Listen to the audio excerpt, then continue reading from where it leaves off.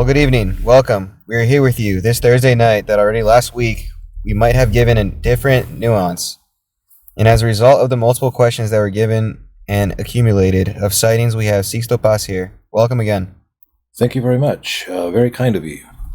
And taking advantage of the fact that he is still in our country, we decided to invite him again because there is a lot of material to observe of sightings that are very frankly spectacular, which also affects us as a country, and many questions that people want to decipher tonight.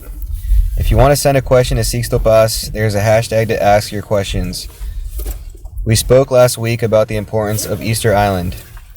You had a UFO sighting that, seeing these images, how was this visit generated and why was this UFO sighting so important that we are going to see in the images?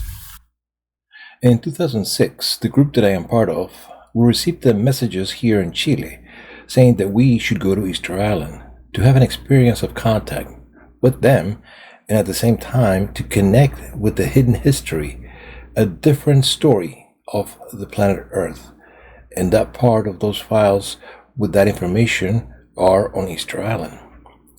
Then, at the last minute, Dr. Mario Duzuel, the psychiatrist, at that time advisor of the CEFA, joined from the Commission of Investigation of the Anomalous Phenomena of the Chilean Air Force.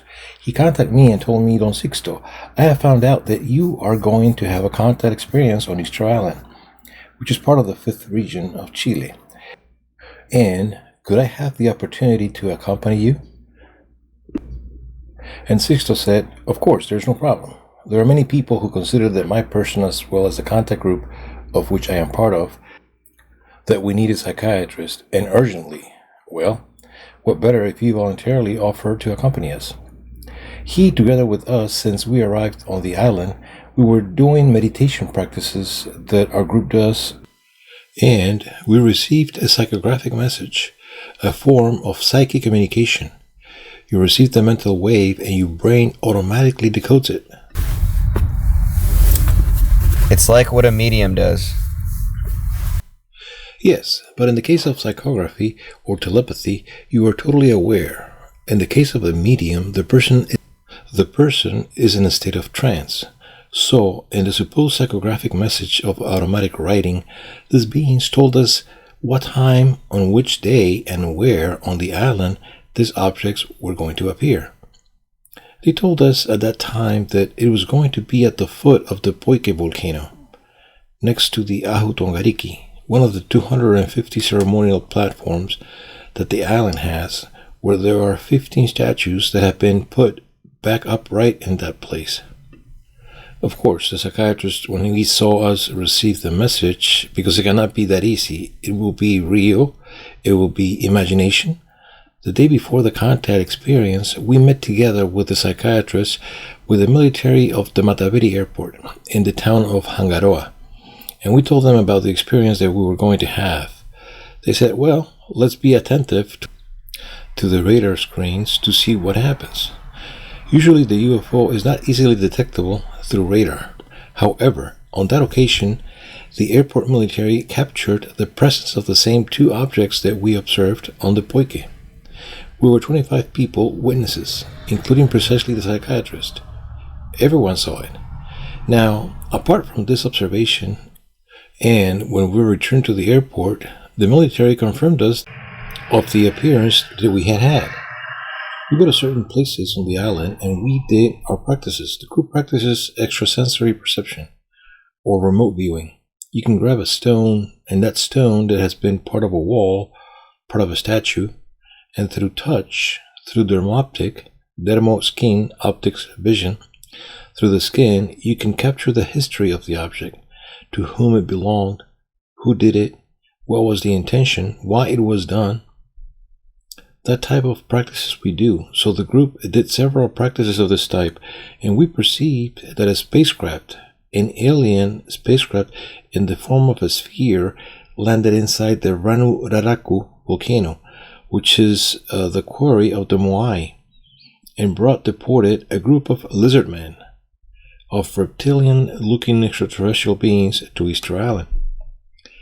The psychiatrist accompanied us to speak with some Rapa Nui elders And these elders told us that their myths and legends, God Makemake created the heavens and the earth.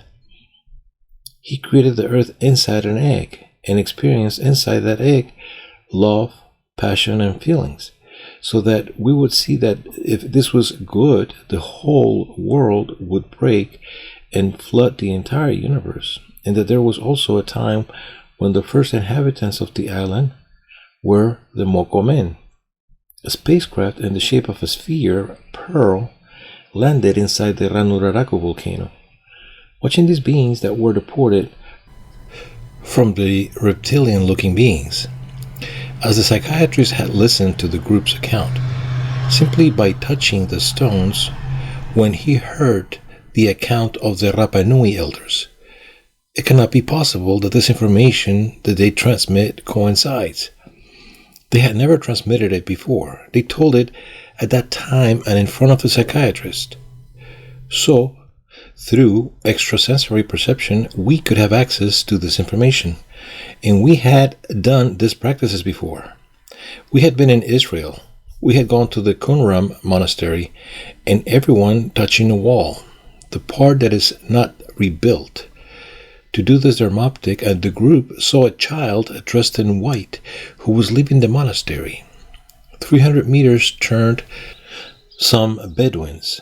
So I made everyone just spread their hands and feel what it could be. At 40 meters, we felt that it could be that we all perceived. Because when one becomes sensitized, that kind of things happens. We walked with everyone about 40 meters, and the 3 cubic stones were on the ground. So let's see if all this that we perceived was true or not. In front of them, I scratched and took out the rest of the little pitcher that had been broken 2,000 years ago. Was there. That is called psychic archaeology, and that exists. Interpol, Scotland Yard, FBI uses psychics to solve criminal cases that cannot be solved in the normal way. Sixto, you were talking about this sighting on Easter Island while we were looking at the images. That's how it was in 2007. It was the year after when we went with the psychiatrist. I would like you to tell us what is happening at the moment. We returned to the island the following year to somehow consolidate all the information they had given us about the true history of Easter Island, and part of the history of our planet, which would be contained in this place, that Easter Island. It is a place that is a true portal to another dimension. Sorry. I see you there at the airport. There, we are getting off the plane, and suddenly, I tell the companions, look, observe what is slipping inside the Ranokau volcano. And then there it was, almost 12 o'clock in the midday. The object came out, and we asked the military there receiving the plane, have you seen there what that object is? Immediately they called the control tower. They said that they are already seeing it, but they don't know what it is. Now, we're going to go up to the edge of the crater later. We talked with the National Park Rangers of the Rapa Nui Park, and they tell us that nothing is flown because that object that actually appeared is a UFO, an identified flying object. Why is it said that Easter Island is one of the most enigmatic and mysterious places on the planet? Firstly, because in all of the Polynesia there are not the amount of archaeological monuments that there are on that island. 163.5 square kilometers, 70 volcanic cones, 250 ahus, ceremonial platforms, 887 statues weighing between 75 and 85 tons.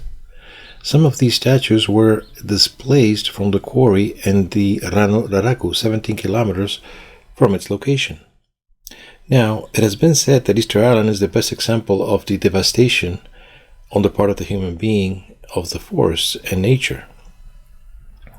In the 21st book that I have published, The Sanctuary of the Earth, I vindicate the Rapa Nui population, and I rule out that the people of Easter Island find that they have finished with their palm trees. None of that is true.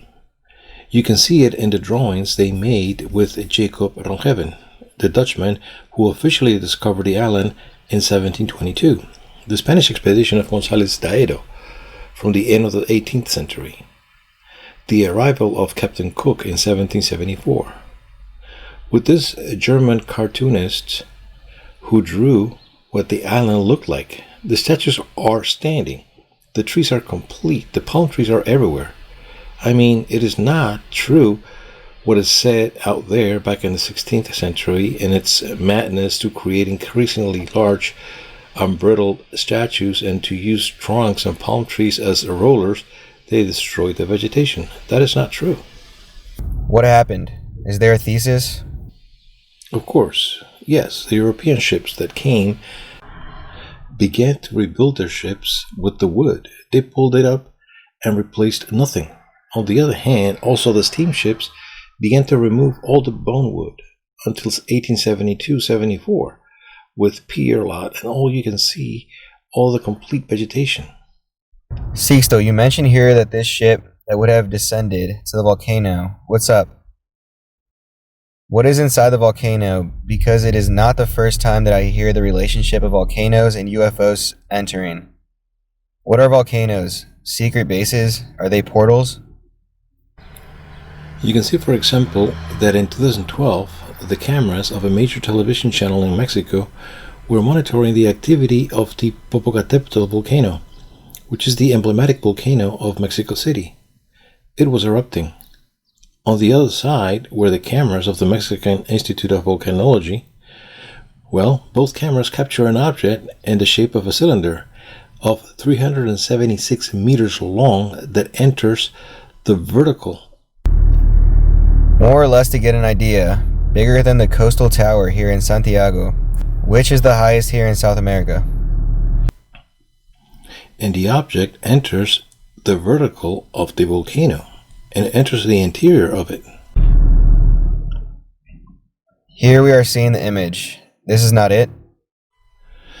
Here we are looking at images of 2013, that is, a year later, so you can see how, even though the volcano is in eruption, the UFOs enter and leave the volcano in full eruption. Their technology allows them. Now, it is not that they enter the interior of the Earth when it is in activity. What they do is they take advantage of the energy released by the volcano to open a portal to another dimension. They enter through here and leave through any other part of the world. Let's stop here in this portal to another dimension, how it works. Sometimes in the movies they show a strange space, like a window, something like a frame, where people enter. I tell you a real story, and you can verify it. In 1593, the Spanish soldier Gil Perez was in Manila, taking care of the governor's palace. It was hot. He was in armor. He leans against the wall, closes his eyes, seconds, and at that moment he opens his eyes and he finds himself in the Zócalo square, leaning against the wall of the Viceroy's palace. In Mexico City, the other Spanish soldiers approach him and say, "Hey, you, where do you come from? Why is your uniform different from ours?" The Inquisition took hold of him, put him in jail, and he said, I was in Manila until a while ago, and I don't know how I got here." And a few days ago, the governor of Manila was killed with an axe blow in the head. The Inquisition cannot find the explanation. They obviously considered the Spanish soldier innocent and did not link him to any act of witchcraft or anything like that, and returned him directly to Manila. We are talking here with Sixto Paz. Do you have a question? Do you have a question? You want to contribute something to the special UFO we have here tonight in True Lies? After a break, use the hashtag SixtoPazMV. We're back. There's a lot of curiosity, many questions. We have a special program this Thursday night with Sixto Paz, who visits us here in True Lies, live and direct at 10:21. We have some questions that have been coming with the hashtag SixtoPazMV that you are seeing there on the screen. Let's see one of them. Mr. Director, please. Manu Orellana says, I have information that 1 hour of ours is equivalent to more hours of extraterrestrial life. Do you know anything about it? Well, that necessarily has to do with the speeds that they move in space, but it would not necessarily have to be like that. Mostly, there is a time correspondence unless they move through cosmic folds or interdimensional portals, and they have the technology to locate them or to create them. Also, as Sixto Paz told us, there are more than 60 races, right? That's right. There are 60 different races. There are beings with a reptilian appearance. There are beings with a humanoid appearance, a felinoid, who seem like felines. There are beings with an insectoid appearance. Generally, those who seek the most direct contact with us are the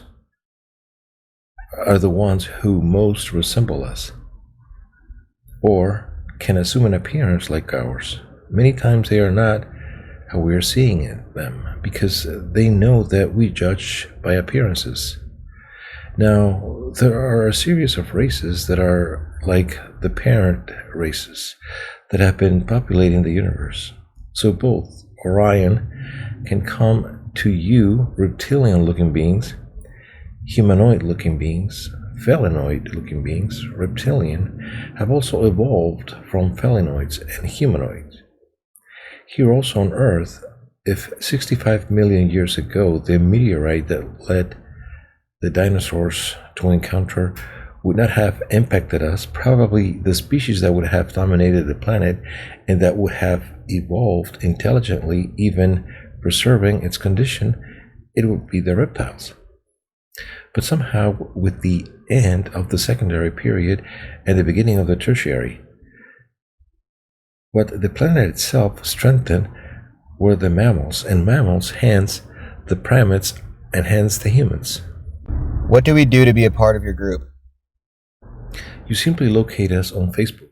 You can find it as misionramachile.cl, and there's an account on Facebook where you will find a lot of information, all the data, the group meetings, and all the outings that the group makes. It's an open group. It is an open group, totally. We were talking about Easter Island, this enigmatic place that belongs to our country, but there are also people who have wanted to ask some questions that we have. The aliens come in peace, or they come with bad intentions? And most of them come with good intentions, but there are civilizations that are not well intentioned. But it is not so easy for these beings to enter our world. Ships like the one that crashed in Roswell in the year 47, the one that crashed in Baiwano in 98, here in La Serena, here in Chile, like a ship that also crashed in Sierra Nevada de Santa Marta in Colombia, and the zone of silence in Durango zone, Coahuila, Torreon, Mexico, and more than 38 ships that have crashed in various parts of the world were shut down, not by terrestrial technology, but by other ships that are taking care of the earth, of those who do not come with good intentions.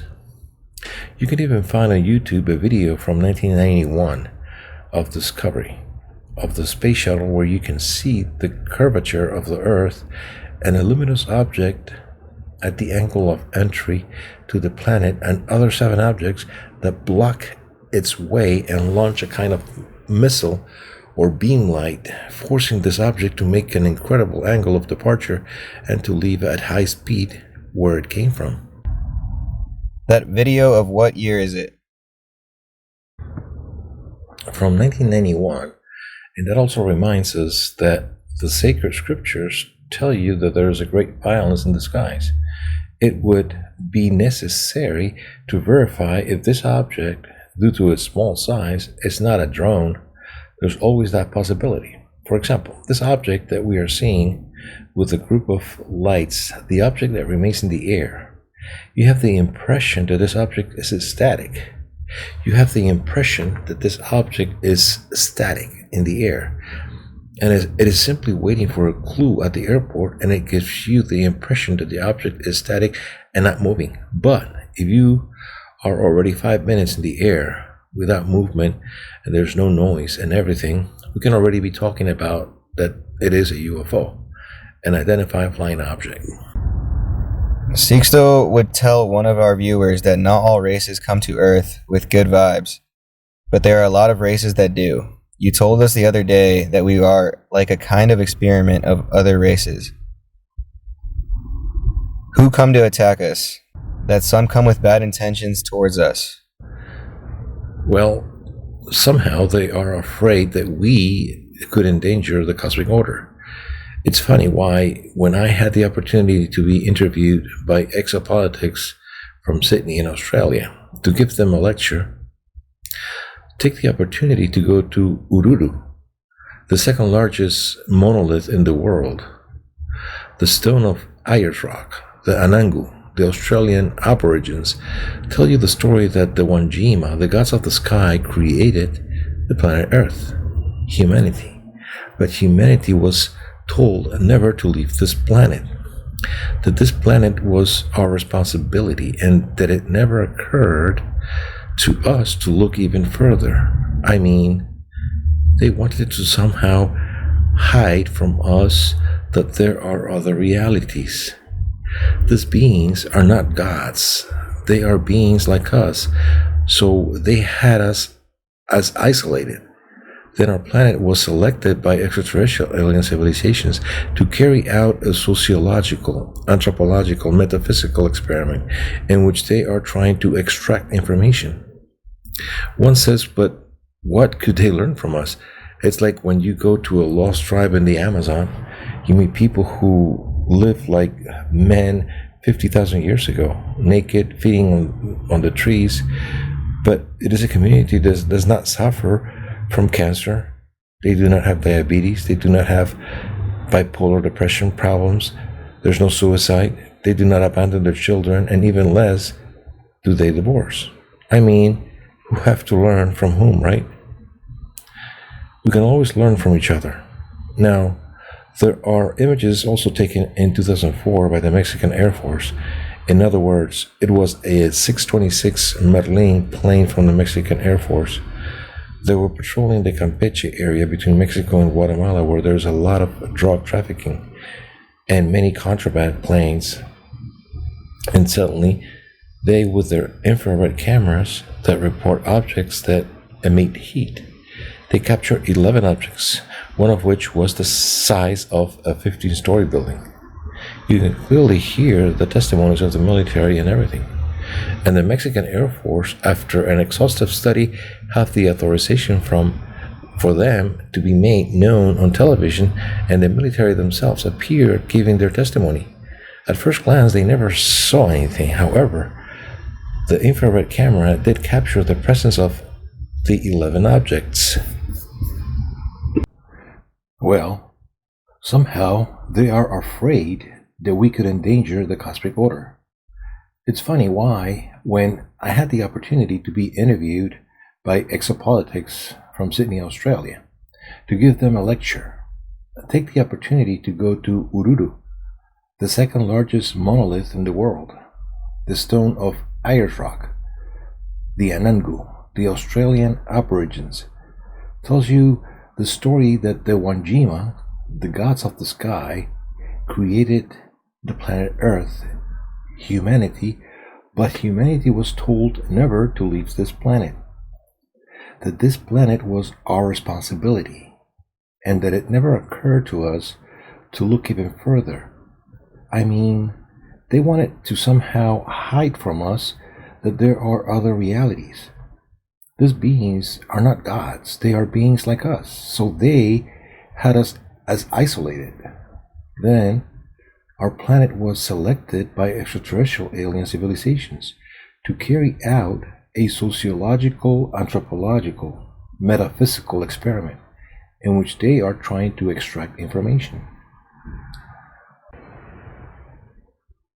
One says, but what could they learn from us? It's like when you go to a lost tribe in the Amazon, you meet people who, like men 50,000 years ago, naked, feeding on the trees, but It is a community that does not suffer from cancer. They do not have diabetes. They do not have bipolar depression problems. There's no suicide. They do not abandon their children. And even less do they divorce. I mean, who have to learn from whom, right? We can always learn from each other. Now, there are images also taken in 2004 by the Mexican Air Force. In other words, it was a C-26 Merlin plane from the Mexican Air Force. They were patrolling the Campeche area between Mexico and Guatemala, where there is a lot of drug trafficking and many contraband planes, and suddenly they, with their infrared cameras that report objects that emit heat, they captured 11 objects, one of which was the size of a 15-story building. You can clearly hear the testimonies of the military and everything. And the Mexican Air Force, after an exhaustive study, gave the authorization for them to be made known on television, and the military themselves appeared giving their testimony. At first glance, they never saw anything. However, the infrared camera did capture the presence of the 11 objects. Here I have an interview that I find interesting about Miriam Guijon. Most of them are peaceful. Why don't they show themselves openly? They do. What happens is that there is very little publicity about it. In July 11th of 91, an eclipse occurred over Mexico City, the most populated city on the planet Earth. There are almost 30 million inhabitants in the city from Mexico. An eclipse prophesied by the Mayans was expected to occur. The Mayans, in a codex called the Dresden Eclipse Code, is the German city of Dresden. The Mayans announced that the eclipse of July 11th of 91, that eclipse would mark the return of the beings of the stars. People were watching the eclipse over Mexico City, and at that moment, a UFO appeared over the city, and everyone saw it. There were many people who videotaped it. In Raul Velasco's program, Always on Sunday, where he has a variety program of several hours on Sunday, that they play all the songs, they dance, they do shows and everything. They dedicated all the hours of the program to the UFO and to the testimonies of the people, because everyone gave their testimony that they had seen the UFO. At the time of the eclipse, everyone was attentive, and from that moment, the most impressive UFO wave that has ever been recorded on any country began over Mexico City. Up to 5,000 objects were seen in broad daylight, and they were not balloons. They went against the wind. They joined, they formed into a single object, they separated. It was an impressive thing. Regardless, why are they still so rare? Why do they have doubts? Because the scientific community still doubts this. Because if they come in peace, why don't they just show up?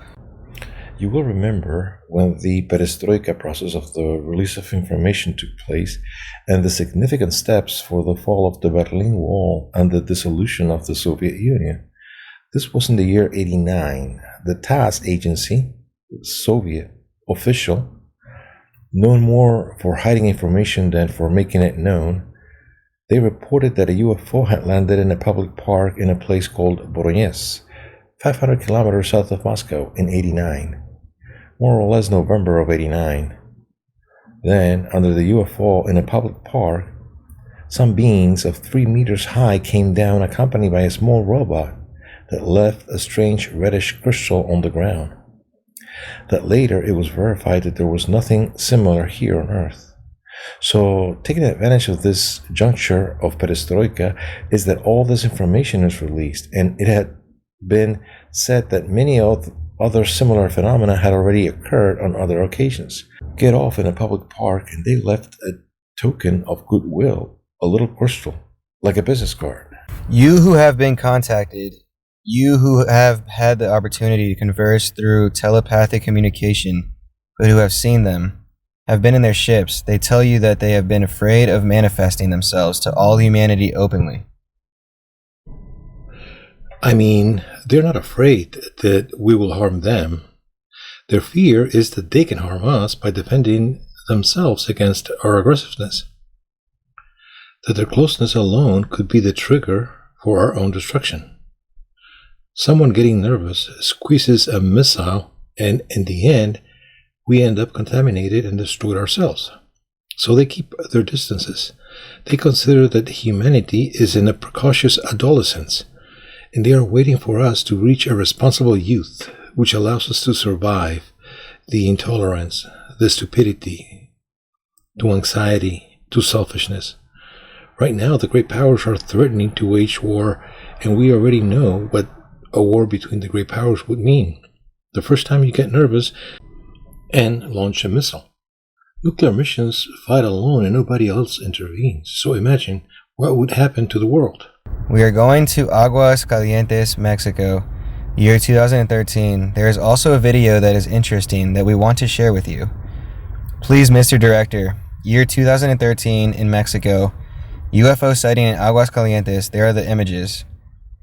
What are we seeing? Sixto, please tell us. 100 people were gathered there. There were people from the local radio station in Aguascalientes. So we all began to meditate, and I told them, look, if one does meditation and they get in tune, we can create the conditions for a contact experience to occur. They, as they did not believe it much, and yet several objects appeared in the sky, making evolutions, some moving, some static, and doing a behavior that was intelligent. And everyone saw it. Why is this previous step of meditation so important to the contacts that you usually have? Meditation first allows you to leave your mind blank, and it is the best way to predispose a contact experience. So, do you want to hear what they're telling you? Do you want to hear that they invite you to meet it in a place, or that they invite you what day, at what time, and where they could establish a contact with you? What you have to do is meditation. Clear your mind, become receptive, and channel this message. Now, if you do it in a group, it is much better, because so several people receive the same thing. It must be a special type of meditation, because I practice meditation, but these experiences have not touched me. What happens is that you have not tried to do the meditation to do this type of reception. Many people do transcendental meditation or some type of meditation just to be in a state of stillness, seeking inner peace or inner communication, but you can also use meditation to seek a cosmic communication. I mean, looking for a communication bridge to communicate with the civilizations. Any of us here in the study of the student boys who have come today, apart from our public, the people who are in their house, can they have any kind of observation or even contact? It has been around 40 years ago that contact groups here in Chile existed, such as Pedro Bravo, Hector Valdez, Pedro Salaverry, and many other people formed the first groups, and the people who formed the groups were ordinary people, people from all housewives, professions, everything, and they had their own contact experiences. A moment ago, I introduced you to Jaime Villamandos, a lawyer who has had many experiences in various parts of Chile. For example, in the north, where the Licancabur is, they have had encounters with beings right here in Chile. I mean, you don't have to go to Peru or anywhere else to have the experiences. Going back to this video of Mexico and Aguas Calientes, such as we talked about Easter Island, and this story reveals that it is related and is linking. It is joining with the history of the Rapa Nui ancestors. Also, when one sees without knowing much only the history of the Mexican peoples, there are many things that could be interpreted as an alien. Naturally, the Mayans said that their ancestors came from the Pleiades and came to Earth through a serpent's tail or hollow reed. Today, they speak of wormholes or cosmic folds, interdimensional portals to travel through time and space. As the Mayans could have had it so clear as they could have known that the Earth was round. They had it clear that we have, at a distance from the center of the galaxy, there was a central sun that they called the Hunapku. That a pulse emitted from the center of the galaxy arrived every 25,000 625 years that coincides with the so-called Wheel of the Baktuns, that is, cycles of 5,125 years each. So, the Mayans had a spectacular astronomical and mathematical knowledge. They continually made reference to beings, that is to say, the gods that came from heaven. It is more. This, the pyramid of Mr. Pacal, that is in Palenque, that was in the era of the 50s discovered by Dr. Bruce there in Mexico. And it is a pyramid built on the crypt of a person.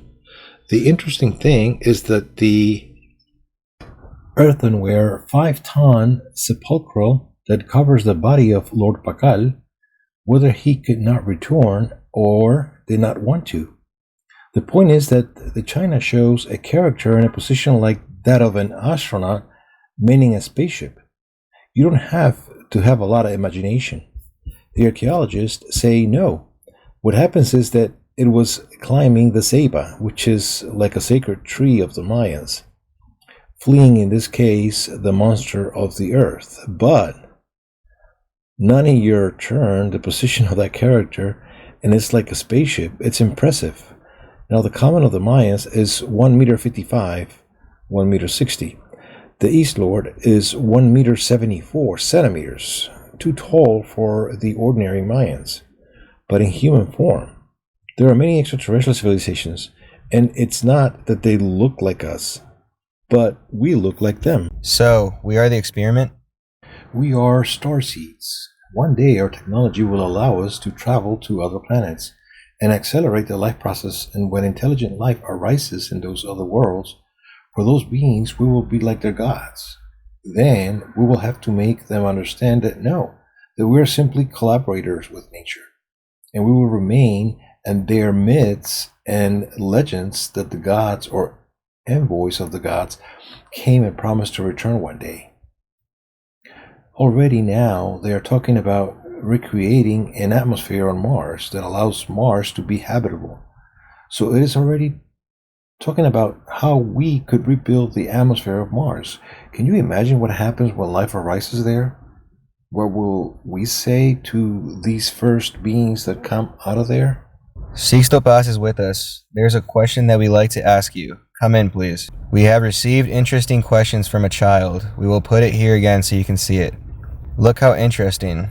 A question from this child. Do the extraterrestrials look like insects? Sixto Paz will answer my friend when we come back after a break in True Lies. I have a question. Do aliens look like insects? Some of the extraterrestrial races have the appearance of insects, or are. Evolved beings, but with that appearance. Really, there are. And I wanted to tell you, just as much for the children, for the women, for the elderly, you wanted to tell them that tomorrow I will have the opportunity to give them a totally free lecture. This will be at the Pedro Aguirre Cerda Cultural Center. This is in the Long Street commune, starting at 4 in the afternoon, where I will be able to answer all your questions there in Calle Larga Street in the commune. Everyone is invited, but especially for women and children, and also for people of the third age. And we are going to touch on the subject of true communication, that is, how we can improve communication with ourselves, but also with the universe, how we can develop our psychic potential. That will be very interesting for all you, and also remind you that at 7:30 p.m. tomorrow in the same place, the Aguirre Cerda Cultural Center, there in Calle Larga, we are going to give a free open conference, open to the public, so that all of you can hear the message of the aliens. What message do these beings really bring? We're going to show spectacular images.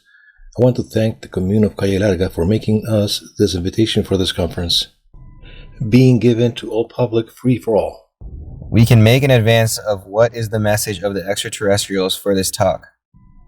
Well, firstly, the world is not going to end. Isn't it going to end? It is not going to end. In fact, the world is transforming. It is undergoing a metamorphosis, a great transformation. Now, this transformation occurs every 26,000 years. Every 26,000 years, there's a pulse. Every 26,000 years, there's a pulse.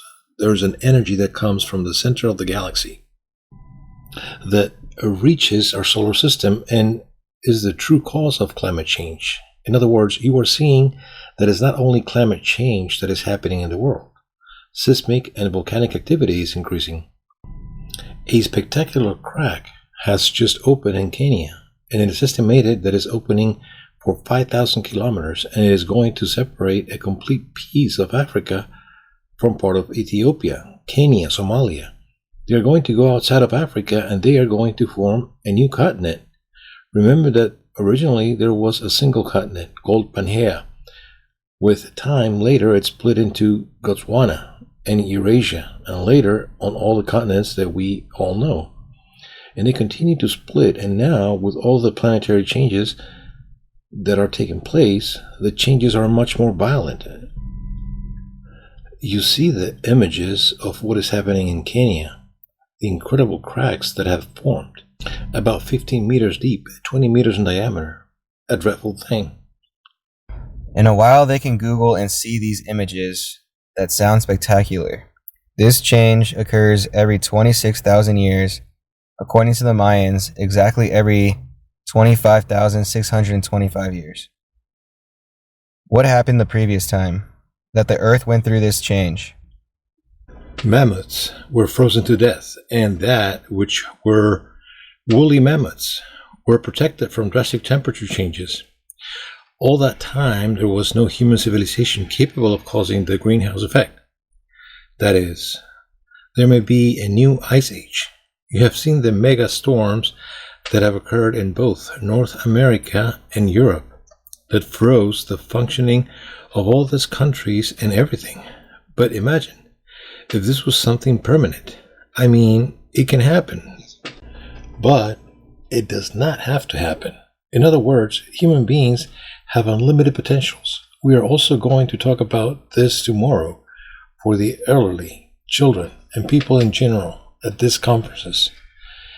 If many people come together with the same intention, we can create a positive collective mental state that we can reverse the planetary future. These are the first messages they gave us 44 years ago. The prophecies are not given to be fulfilled, but not to be fulfilled. As a warning? It is always to warn, to correct. If the future were inexorable, where would be the most sacred thing that we human beings received from God, which is free will? Now, any variation, however minimal, will bring a different future. Sixto, you just mentioned this about prophecies. Here they start to intersect with faith, with religion. Last week, with what we were talking about, you mentioned this encounter that you had with Jesus. How do we imagine it with Western iconography? First of all, trying to get down to earth a bit, there was a world meeting here in Chile, in the Quintero area, in the 5th region. So 120 people from 15 countries met, all people who have had experience contacts. Many people from Chile, who they have had contact experiences. We met there in Quintero. There's a lagoon and there is a geological fault there. So there are very intense energies. We spent 6 days camping, and there were sightings of ships in broad daylight, in the afternoon and at night. Objects flew low over the lake and flashed flashes of light, making a hill glow. So we took the group, this 120 people, to this hill, and there were people who placed themselves in this position, and there was an object that was placed on top of the hill, and it began to fall like snow. Then, on the palms of the hands, they began to form like crystals. We call this, within the contact group, cesium crystals. Cesium is an alkaline metal that has a lower melting point than the body. The body is hotter and dissolves in an aqueous medium. The body is mostly water. These crystals, in a plasma state that can be seen and felt, are incorporated into the body and form a kind of a chakra or additional plexus, allowing you to really channel much of this radiation of energy that is coming from the center of the galaxy as a result of changes and mutations of the end of the cosmic cycle. Well, people lived this experience with complete clarity, and while people were receiving this, a being of more than 2 meters tall, dressed in white, appeared, walking around all the people, and people did not react. Said an alien, and 120 people, or most of them, witnessed the presence of this being there. This being has told us to prepare ourselves because an experience of Sendra, a dimensional portal, was going to take place. That is, since the contact experience began in the year 74, the ships choose certain places where there is a crossing of energies of very powerful lines of the Earth and act as a space of energy bombardment that makes a dimensional portal open. What you usually see is a distortion, as if it were a mirage. If you see it during the day, it is like a mirage. It is a shine, and it is like a mirage. Now you go through it, and you can appear from the other part of the universe. It is incredible. And there's no time correspondence between what you live there and the time that happens here. At night, what is usually seen is a luminous dome. That is, a golden crescent that pulses, or just a grayish dome. That is, the experiences can be at different levels. In the year 74, we lived that experience, which allowed us to reach Ganymede, one of the 16 moons of Jupiter, and other companions, even Apu, to planets of the star Alpha Centaurus, at 4.2 years away. Those experiences were published in the first book by Juan José Benítez, UFOs SOS to Humanity, of the year 74, and 3 years later was the experience of Corporal Valdez. I don't want to get lost with the subject of Jesus. That experience was already replicated many years later there in Quintero. That is, this Sendra was going to be formed. They warned us that we prepared to live the experience. Then 14 people were selected from the 120 people that we were, because only 4 would have the authorization to enter the dimensional portal. So 14 people were selected. I did not include myself. I put other people there for them to live the experience, because I have had already similar experiences. So what for? Then, as it was not seen that the luminous dome was materializing anywhere, I made the whole world spread, and we began to meditate. So there was a moment in which I was next to the lake, and I had physiological needs, so I had to go pee. So I went and got inside some trees, and suddenly I found the luminous dome. It was like a half moon between bright and purple. At that moment, I wanted to turn around to look for all my companions to tell them, hey, here it is. And at that moment, a very thin, copper-colored being of 1 meter 90 comes out, without hair, with small eyes, a small mouth too, as if it were another phalanx in the fingers and everything, with a light suit, and he mentally told me to accompany him. Then I had no choice but to follow him. Then inside this Sendra, you feel the sensation of dizziness, of weight loss. You feel that your whole body burns, and suddenly, almost instantly, you appear in another place, in another reality. So occupying about 15 to 18 times the horizon in relation to what you would see the sun was the planet Jupiter. And you were on a plain, in the background, some mountains. In the background, structures in the form of domes. They have controlled the atmosphere only around their cities. So, we have been walking with this being. He took me to a house in the shape of a dome, and he told me that we had to wait for authorization to approach a kind of a main dome. So we were there, and then entered a sphere. We called it Canepla, or Foo Fighter, which is like an alien drone in the form of a sphere, like an electronic eye.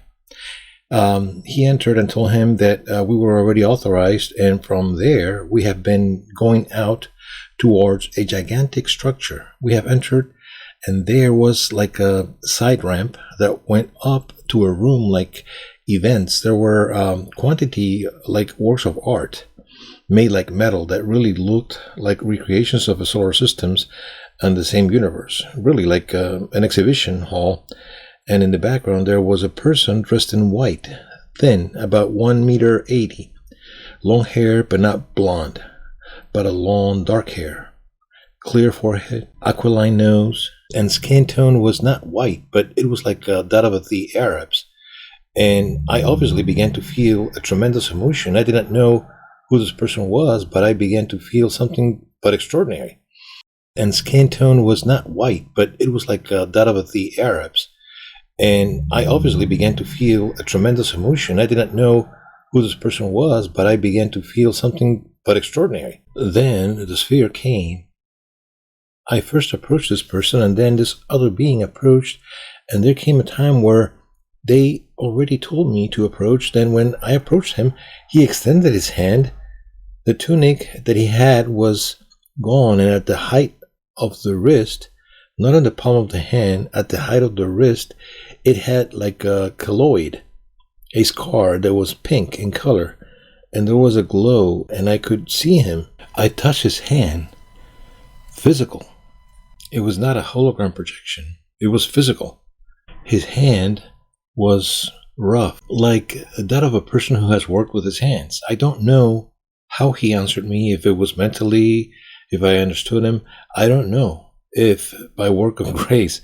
I don't know how it was, but I asked if he was the person that I thought or consider him to be, and he told me, "What does your heart say?" My heart is in my throat now. So I asked him what he was doing there. How had he been there? And he told me that about 40 days after he was resurrected, they really took him away on a ship. And indeed, he resurrected. Now, he is not an extraterrestrial. He is a terrestrial extra, which is different.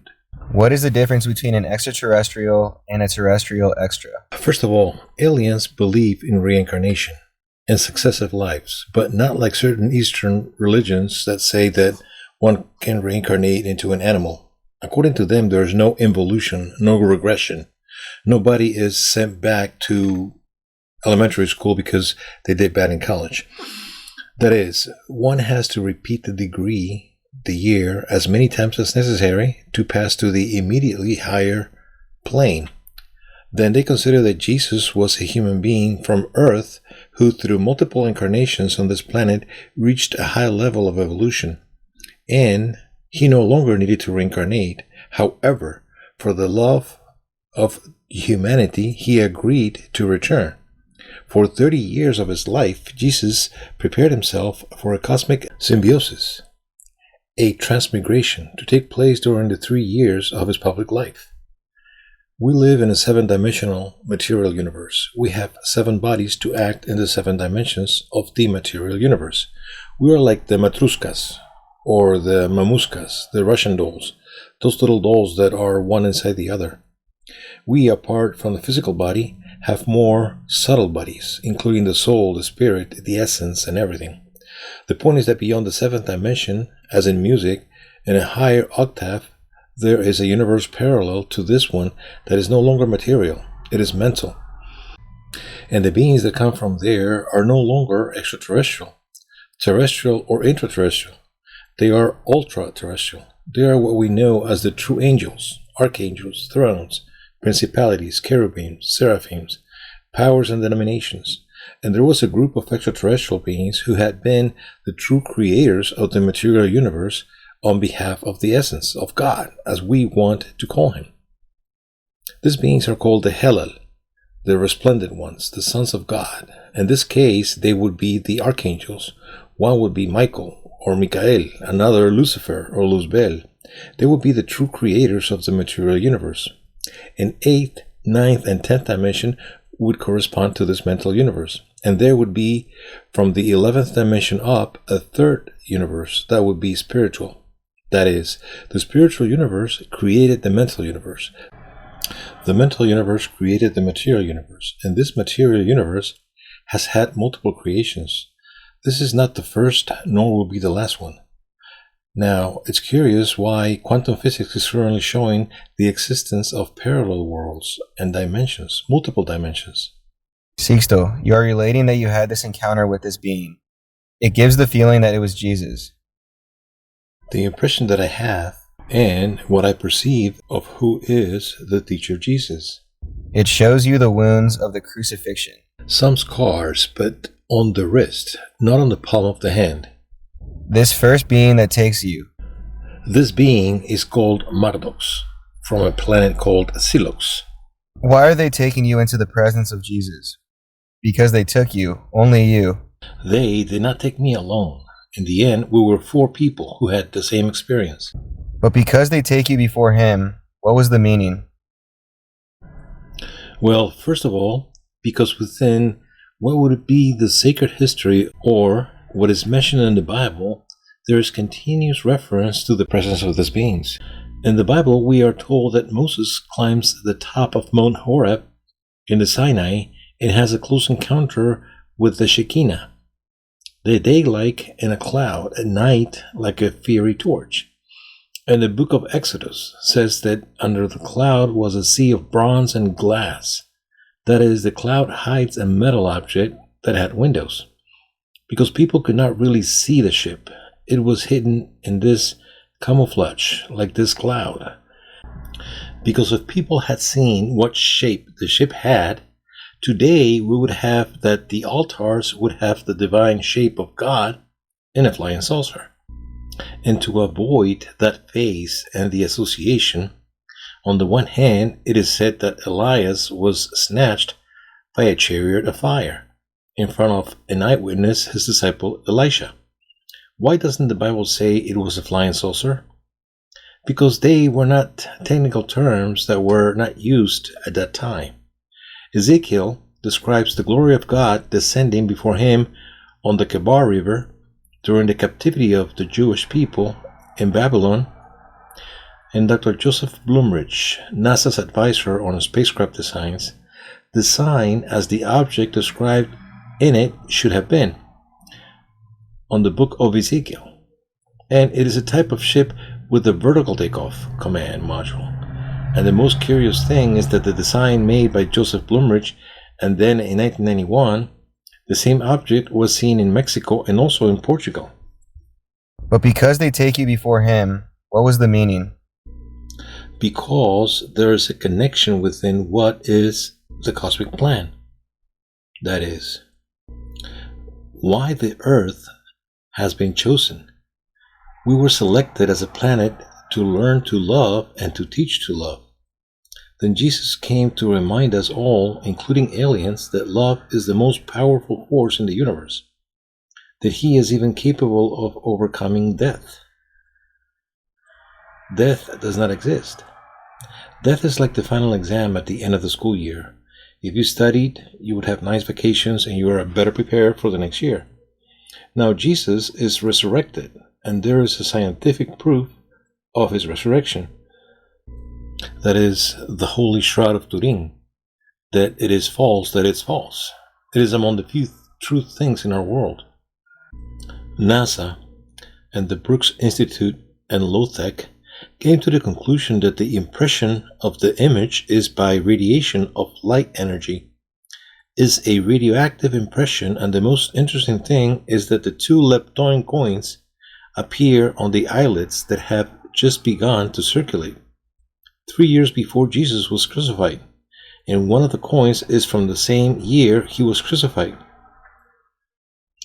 Why, that year the coin was rolled in honor of Livia Julia, Tiberius' mother. It came out with a crackling arrow, a flipped letter. The coins that appear printed on the sheet and was covering the eyelid, the letter was flipped. There were also coins that had a very short time circulating. Sixto Paz with us. We still have space for questions through the hashtag. The encounter with Jesus. The nature of his existence. What is the message he is leaving us? He is really supervising which extraterrestrial civilizations who we sometimes mistake for angels and give us a hand. Whether they help us or not really interfere with the evolutionary process of humanity.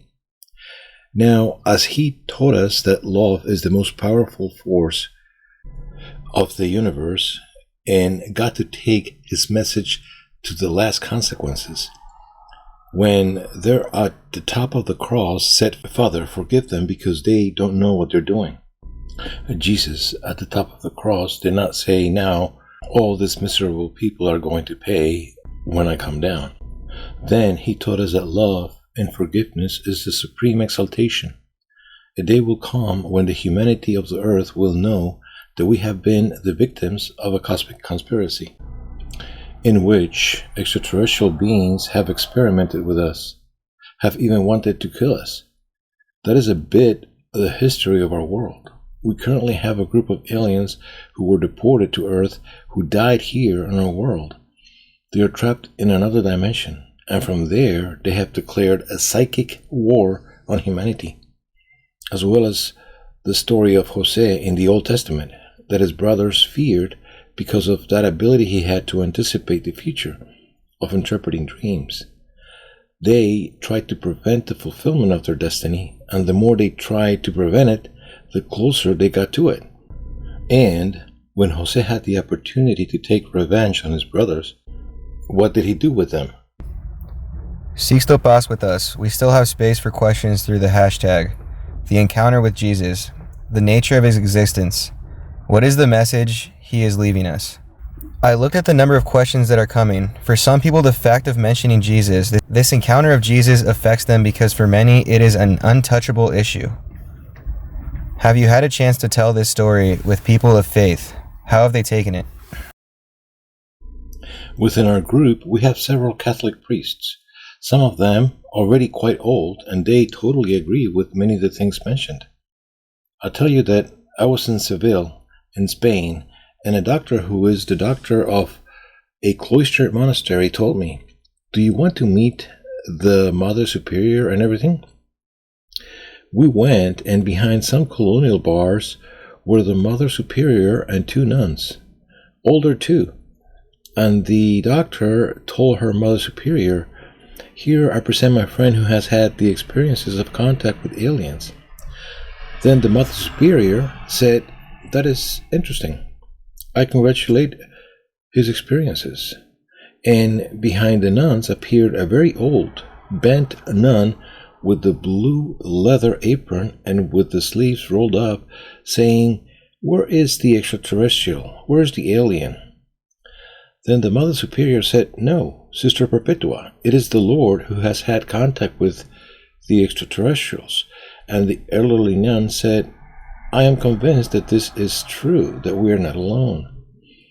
An old woman, a nun from a cloistered convent in Spain. What happens obviously is that they cannot say many things, but there are priests who are more than convinced of this other reality. They ask, does the conception of Jesus in the story of the Star of Bethlehem have to do with an extraterrestrial encounter and a superior plan? Of course, yes. Look at chapter 2, verse 9 of the Gospel of St. Matthew. It says that the Star of Bethlehem led the wise men and stopped at the place where the child was born. Since when can a star be seen indistinctly by day and by night? And even less can it stop at the place where he was born. Now, Jesus was not born 2018 years ago. There are 7 years of error in the calendar. In the 8th century of the Christian era, the Emperor Carlomagno decided to modify the calendar that until then was governed by the founding of Rome. He said, no, I want it to be from the birth of Jesus, but no one knew when Jesus was born. Historiographic investigations were made, and it was learned that 200 years before Charles the Great, Dionisio the Mere, a monk, had discovered when, according to the foundation of Rome, when Herod the Great had died. Herod had died 4 years after Jesus was born. 4 years of the date were not taken into account. But Herod's death, there was already a 4-year error in the 16th century. Pope Gregory made another modification to the calendar to introduce leap years, and the margin of error did not decrease in 3 years. It increased in 3 more years. Therefore, we are not in the year 2018 after birth of Jesus. We are in the year 2025. And it is interesting because in Peter's letter, he says that for God, one day is like 1,000 years, and 1,000 years like one day. Since Jesus came to date, 225 years have passed, and we are already in the third millennium. If for God 1,000 years are like a day, and a day like 1,000 years, we are already in the third millennium, the third day. When people talk that the 3 days of darkness are coming, and that there's going to be a catastrophe, it is simply an error of interpretation. What is being talked about is these 3 millennia of darkness in which humanity has lived. And now, that information is beginning to be released everywhere. It is precisely the end of all this that had been hidden from us, being in the era of accord. Everything comes to light. Everything is known. Sixto, if this is what you tell about the difference of years, that is not 2018, but it is. Nor was he born on December the 25th. Sure, wouldn't that ruin the story you told us a moment ago about the coins that appear on the Holy Shroud by the date they were cradled? No, because precisely all these alterations of the calendar are taken into account. Perfect. With that new measuring mechanism, here they also tell us, would the angels also be extraterrestrial? Angel in Greek would be messenger. In Hebrew, malach or malachim, the hidden, the incomprehensible side of God. Then it was incomprehensible how these beings could come from the sky, go up, go down, and the behavior that we find in the angels in the Bible is very curious. Chapter 6 of Genesis says that when man began to populate the earth, they begot daughters, and seeing the sons of God, the angels of heaven, that the sons of men were beautiful in their eyes, they took from among them as many as they wanted and procreated. The ancient heroes of yesteryear. If someone had gotten the idea that all angels were immaterial beings with a girl's face and wings on their backs, they're totally wrong, because the same Bible tells us that sometimes they behave like sailors in a distant port and leave the family spread. You ask here other episodes of the Bible like Noah's Ark. Do you have any explanation from this point of view? Let's remember that many of the things that are mentioned in the Bible were taken from the Sumerian myths. Remember that Abraham was born in Ur of the Chaldeans, that is, a city with a very ancient history of Sumerians. So many of these myths were taken from the earlier towns or peoples. But what if the myth of Noah does not refer to the legendary Atlantis? When Hernan Cortes arrives at the court of Montezuma, the king of the Aztecs, receives him and tells him, "My great lord Quetzalcoatl, as you all know, we Aztecs are descendants of the ancient Aztlan, a continent island beyond the seas where the Hurons take flight at dawn." That is, it does not refer to the Nayarit, but to the east.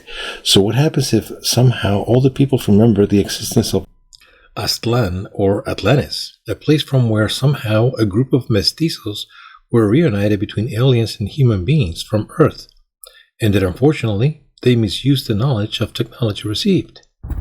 What is psychic warfare? These entities that are not physically here are trapped in our world. They died here and cannot escape from here. When we die, our physical body dies, and after 3 days, your astral body normally dies, which is your body of emotions and desires. That is attached to the physical body through an umbilical cord of energy, which is called the silver cord. Chapter 2, verse 6 of Ecclesiastes. In the Bible, it says that when a person dies, his silver cord is broken. The Bible says it before Lapsan Rampa says it. The third vehicle is the lower ego, the character, the personality, that also die with you. The human being is like an actor in a play. After the work, you take off your makeup, your wardrobe, you look behind the scenery, the script, and you go out on the street as an actor, not as the character. What a problem would be if that after the work you would still believe yourself the character. Then you go to the fourth dimension. The fourth vehicle is the higher mental. the body of the faculties, psychic, your extrasensory perception, and you prepare for next incarnation. In other words, the fifth vehicle is the soul, the cathedral of the spirit, the gathering of our experiences from our previous lives. The sixth vehicle would be the consciousness, and the seventh vehicle, our essence. So when a person dies violently and does not want to accept that he died, or the relatives do not want to accept that the person died, or died so violently that they did not even know that he had died, he can be trapped in the lower astral. That is, the physical body dies, but the astral, the lower mental, does not die immediately. It has a long agony that can last days, months, or even years. Those are what we call the ghosts. But did they die here? They would be trapped here in our world because some strange crystals were also left that prevent these beings from leaving our planet. Okay, they are trapped. In this psychic war that they declare to us humans, how does it show? They manipulate weak people, weak of character, of will, and place these people in politics, in religion, in the economy, in military commands, in fashion, in music. That is, there are like 300 families, like 13 clans of people who are at the service of these entities. And it is they who, in exchange for power, and in exchange for all kinds of luxury, fame, and everything, somehow control this planet on behalf of these beings. They are people who have somehow sold their souls already, and then these people don't mind leading the world towards self-destruction. That's why they threaten nuclear weapons and all that, because somehow they are working for those dark forces. Now, just as there is a negative internal government of beings that physically manipulate a part of the humanity, they cannot manipulate us all because they are not alive. There's also a planetary positive secret government. Thousands of years ago, an interplanetary peacekeeping force made up of 32 extraterrestrial beings from 32 different civilizations landed in the Gobi Desert in Mongolia, and they founded the mythical Shambhala, the capital of Agartha Kingdom of the interterrestrial world. They established, through a network of tunnels and galleries, large repositories of the archives of the knowledge of the lost history of humanity, with a view that one day humanity could have access to that knowledge. One of those entrances is in the valley of Choquihuas, there in La Serena, here in Chile. Another of these entrances will be found near San Carlos de Bariloche.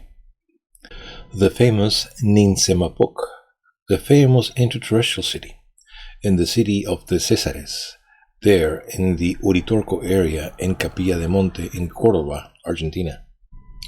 In the late 19th century, Nicholas Roerich, a Russian explorer, came into contact with the people of Shambhala, and they showed him one of those crystals that are what hold these entities, who are trapped in our world, the so-called Chintamani stone. Then they showed it to him here in the Himalayas, in a network of tunnels, that is. The aliens say that the earth is not hollow. The pyrosphere, or the variosphere, which is the incandescent core of the earth, is not an interior sun suspended in a vacuum, and that there is a civilization in the internal part. No, because, but what was the source of the volcano magma? What they say is that between 4 and 20 kilometers deep from the earth, there is a network of tunnels and galleries that cross the entire planet. To Rafael Calderon, a friend of ours from our group there in Ecuador, he has had the opportunity to repeatedly go down to the interior more than 100 meters in free fall into the Cave of the Tallos in Ecuador, in the area of the Coangos River, and explore a good number of kilometers through this network of tunnels and galleries, and meet beings up to 3 meters high, there in the interior of the Tallos. Now, the most interesting thing was that the priest who really knew about that cave was Father Salesiano, Father Carlos Crespi. In the 1920s, he was sent by the Vatican to acquire archaeological pieces to send them to the Vatican Museum. Now, of every 3 pieces that the father bought from the indigenous who took them out of the interior of the Taos caves, 1 would send it to the Vatican, another one would sell it, and another would keep it, but without the Vatican knowing it. Now, the one he sold, he used it to build schools for children, orphanages, hospitals. He did a lot of things. And the piece that he kept was to create a museum for Ecuador. That all his cultural material was not lost. Today, Father Crespi, a father considered a saint in Ecuador. Within the pieces that were extracted from the interior of the Cueva de los Tallos, there are some gold plates with some strange ideograms or symbols, which is very similar to the Gregorian chant. So, as Father Crespi was an expert in music, he saw that these symbols were like modulating the voice, and that by singing what was on these plates, they would allow you to enter a state of consciousness and allow you to come into contact with the quantity of information that it is recorded in the Akashic record with the planet. And the piece that he kept was to create a museum for Ecuador, that all his cultural material was not lost. Today, Father Crespi, a father considered a saint in Ecuador. Within the pieces that were extracted from the interior of the caves, of the Taos caves, there are some gold plates with some strange ideograms or symbols, which is very similar to Gregorian chant. So as Father Crespi was an expert in music, he saw that these symbols were like modulating the voice, and that by singing what was on these plates, they would allow you to enter a state of consciousness and allow you to come into contact with the quantity of information that is recorded in the Akashic record with the planet. And the piece that he kept was to create a museum for Ecuador, that all his cultural material was not lost. Today, Father Crespi, a father considered a saint in Ecuador, within the pieces that were extracted from the interior of the Cueva de los Tallos, the Tallos caves, there are some gold plates with some strange ideograms or symbols, which is very similar to the Gregorian chant. So as Father Crespi was an expert in music, he saw that these symbols were like modulating the voice, and that by singing what was on these plates, they would allow you to enter a state of consciousness and allow you to come in contact with a quantity of information that it is recorded in the Akashic record with the planet. We return to the question of whether the island of friendship exists, and is it related to aliens? The maximum that I had gone south of Chile was until Concepcion and Talcahuano, because now in these days I had the opportunity to arrive in Castro, that is, there in Chiloé. We gave a conference, many people attended, it was impressive. If I have had a chance to speak with the Chilean Navy officials who have confirmed to me that they have seen islands that appear on the horizon and do not appear on the charts. And when they return with the torpedo boats to search, they dive in front of them. They go under. So there are underwater extraterrestrial bases throughout this area of Chiloé. Now, that there is an island called Friendship, I don't know. But I would not be surprised by the development of aliens around the world that finds the alien community that helps. So if they do, like Joseph Guijarro, a Spanish journalist, a very important Catalan journalist for several magazines, traveled to verify it skeptically in his car, broke down while going to take interviews in various farms. And when he went to look for help, the UFO came out in broad daylight. He really knows, and well now, that we have... So now that he really knows, well now, that we have really been seeing extraordinary, unusual things happening in this area of Chiloé. So there might be underwater bases between the islands. How is the change of dimension, and when and how long is it until the great manifestation?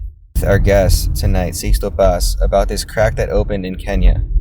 Well, first of all, the Mayans in the Chilam Balam de Chumayel, in the book of the fortune teller of the witch Hawar, or the things that are about to happen, or to happen, they had prophesied that on December 21st of 2012, according to our calendar, there would be the tuning of time, or the synchronization of times, that is. Why many people mistakenly interpreted that as December 21st, the end of the world would come. They never spoke of the end of the world. What they were talking about was the end of a cosmic cycle. Nothing else, and the beginning of a new cycle. Then, it was the moment when that pulse would arrive with the greatest force.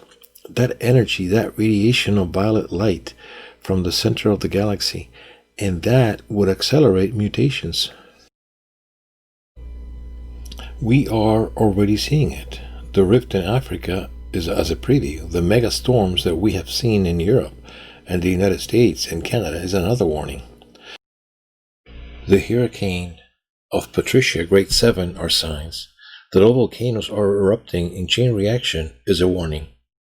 Now, it does not anticipate the end of the world. It is simply a metamorphosis, a change, a transformation. Can we make these changes less traumatic? Yes, but we need to unite many people with the same intention to create that positive collective mental state. The human being lives unaware of the unlimited potentials he has. But really, when people unite with the same intention, nothing is impossible. I cite a case that I had mentioned in a previous program. A hurricane was coming directly against El Salvador, and CNN had already calculated how many people were going to die from that hurricane. Then, President Don Antonio Elias Saca joined all Salvadorians that they all held hands regardless of their religious beliefs, and that all pray for the country, and the hurricane stopped and turned on itself in 2005 and changed course and went to Guatemala, but did not reach El Salvador. So things like that happen when many people come together with the same intention. Juan Andres Salfate joins this conversation with True Lies. Thank you very much, brother. We know each other very well and for so long. How are you? We were talking about many topics here. People were asking, and I know that Juan Andres is also a great connoisseur of this topic, and he also has questions that you want to ask Sixto. Please. One thing I wanted to ask you for a long time, even what we come to understand about what you also informed us in your talks. The presence of the extraterrestrials, the Elder Brothers, who have made some support of cultural evolution, a kind of accompaniment, very subtle, very diplomatic. My question is, could they, in view of the fact, as a product of human stupidity reaching its maximum level, as the last sayings of the current President of the United States, Donald Trump, that someone wanted to start a third world war, understanding the tremendous disaster that this would imply, that there was a direct intervention getting out of the state of non-coaxial on the part of the aliens and putting a stop to all this because the effect would be disastrous? Yes, they would. Has there been any direct intervention by them at some point in the history of these entities without this humanity being aware, but only those involved? Hey, let's stop here, because this is terrible. To its leaders. Have you had the opportunity to have encounters?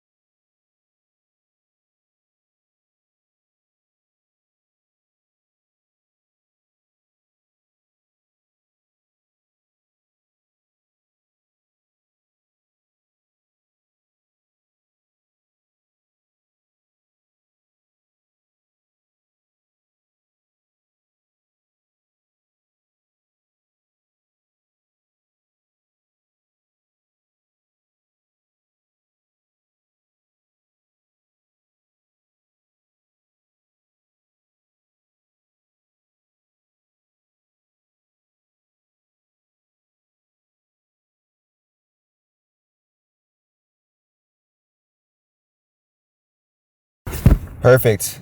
The great moment of the movie when there is the possibility of eating a steak that you know doesn't exist, but you decide to have it anyway. Regarding the Jesus issue, if this could not be revealed, why would it somehow drive the church out of its dominance over cultures?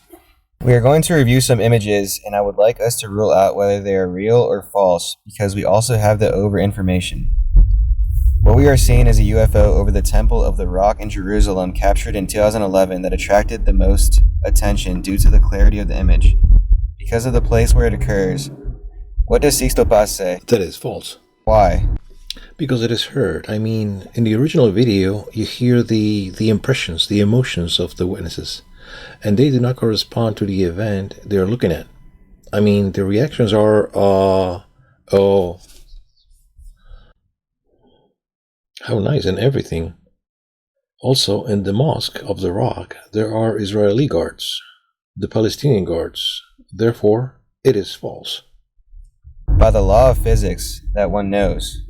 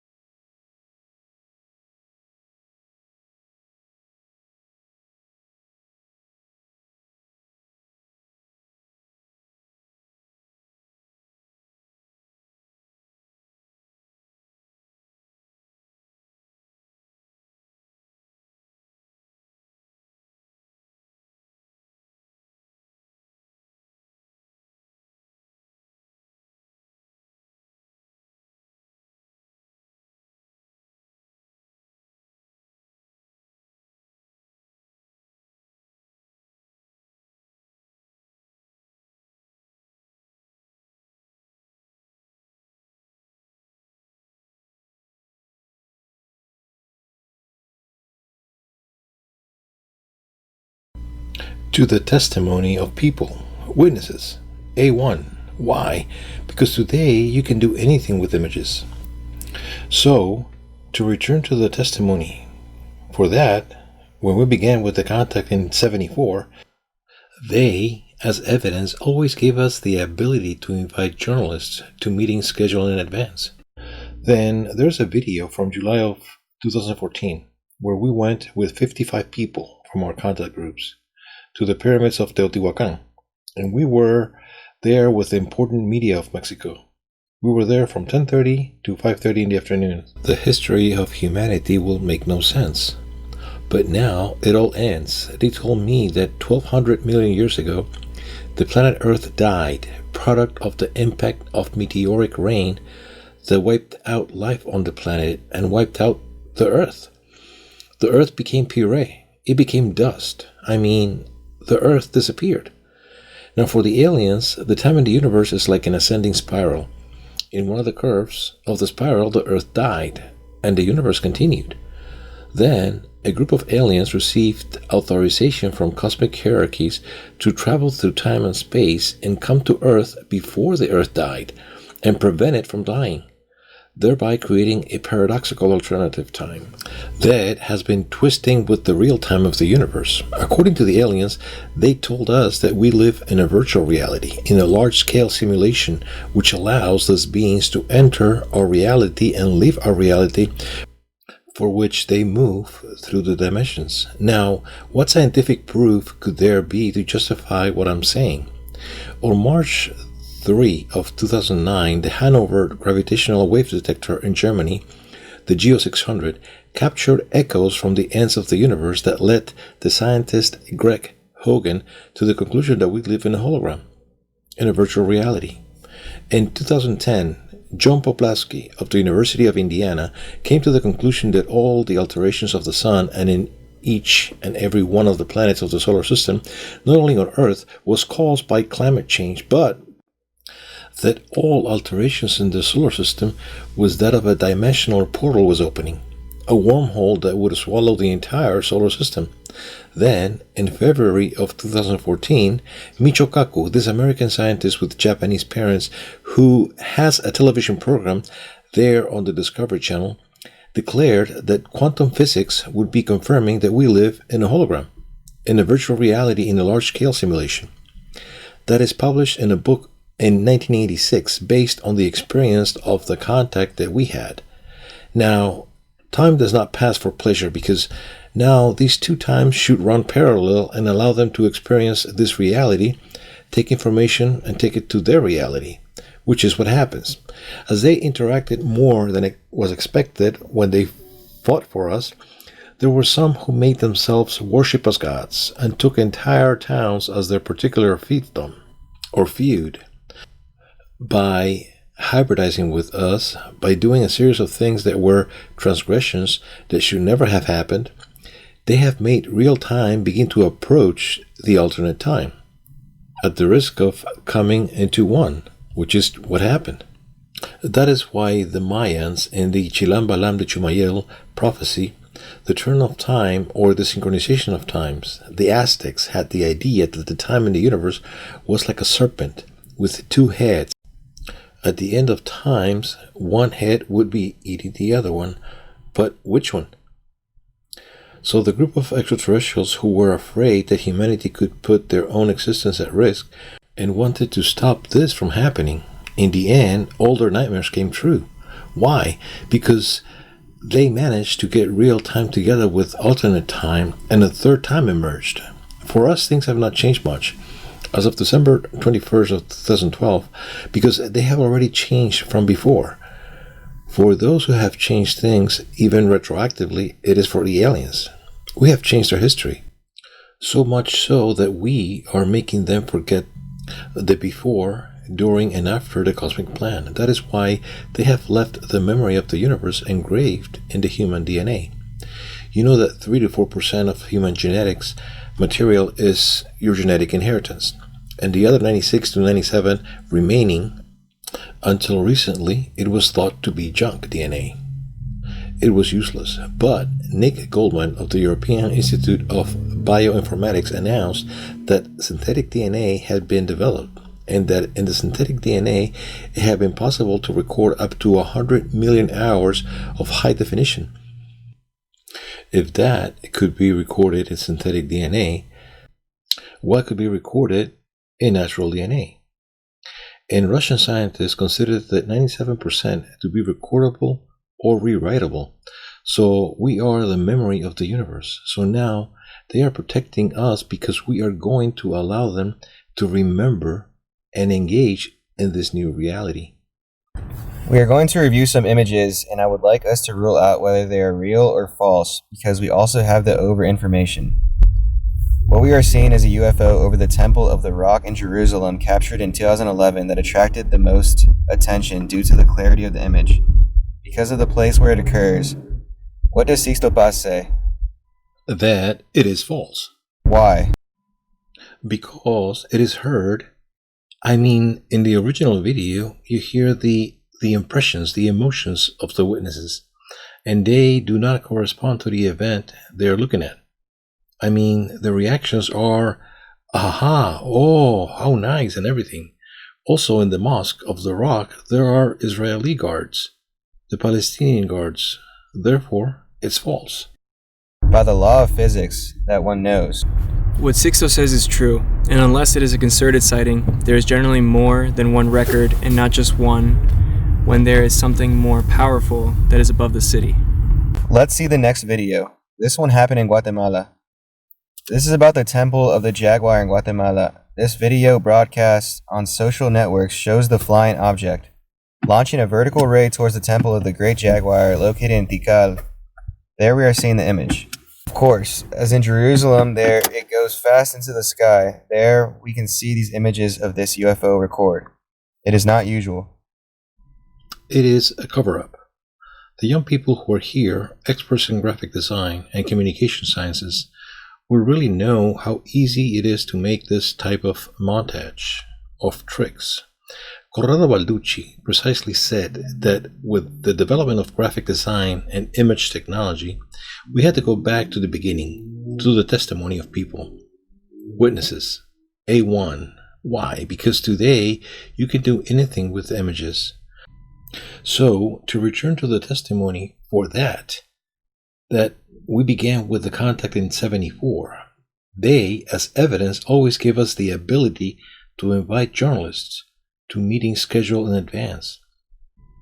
Then there is a video from July of 2014 where we went with 55 people from our contact groups to the pyramids of Teotihuacan, and we were there with important media of Mexico. We were there from 10:30 to 5:30 in the afternoon, and 6 objects appear in the sky making evolutions against the wind in all shapes, half-moon objects in the shape of an angel, in the shapes of spheres. And the most interesting thing is that what is interesting is not so much the images, but the testimony of the journalists. At the beginning, they said, well, Sixto Paz has invited us here to a public place in front of thousands of tourists. It is not a place of the desert or anything. And in the end, you hear them saying, it was incredible. It was 6 objects.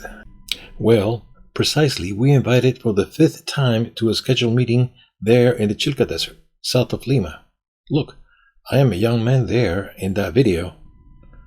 You can hear the one doing the mentralization. It's me.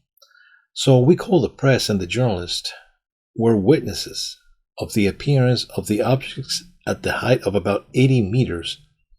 They could photograph it, take pictures, they could record it. Journalists such as Leticia Callava from Channel 51 in Miami, Jose Gray from Channel 23 of Univision, Beatriz Parga of the Miami Herald, and all of them attest in the video that they witnessed the appearance of the ship. So, this video is true. And at this meeting, it was not only me. The important thing is that there were 40 journalists from 8 countries summoned to this meeting, and they were witnesses, and also after that, they were victims of the information censorship. That is, they were prevented from making the news known worldwide. For news like that, it was like getting really exclusive.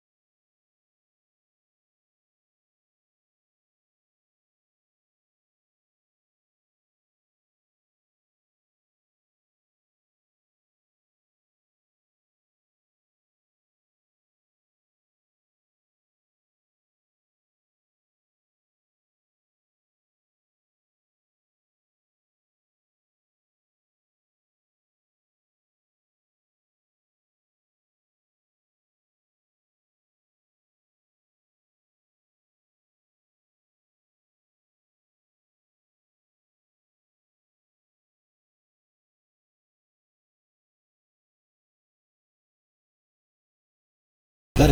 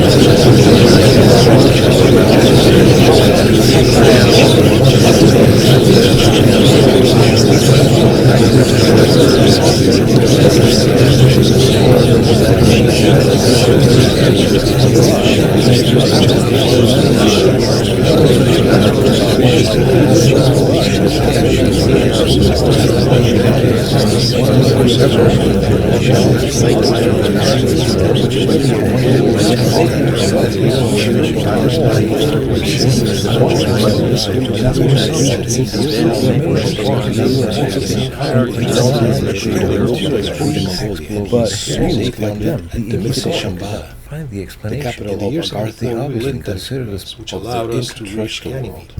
One of the They established through a network of tunnels and galleries companions, even large repositories of the archives of the knowledge of the lost history of humanity, with the view that one day humanity could have access to that knowledge.